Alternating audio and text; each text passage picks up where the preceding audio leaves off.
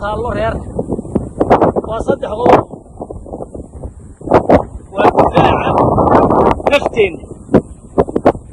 iyo midnimada iyo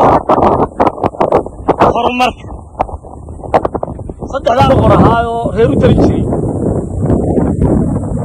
markaasaa la yidhi reerkii waliyaa haddii roobkaasi dhowo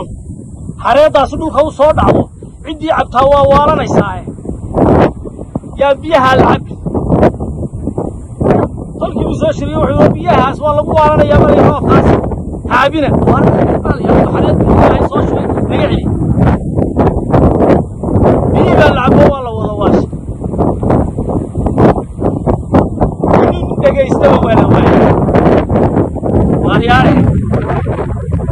reerkii baa iga waashay maxaa yeelaa buu intuu khabaro doonto waxalideela waalo marda waashay hadda iskala waalo horta barkad baa cimaamad ku waashay kanala waalan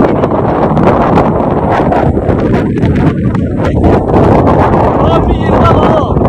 dhaqaqata taasina waa dadaalka iyo karaamada iyo haddii aabba xugmaayo isu dhegan nuglaanta bahajiri aad baa ugu mahadsantihiin saddex qodob unbaa aynu u baahannahay haddii shirkan dambena dhacayo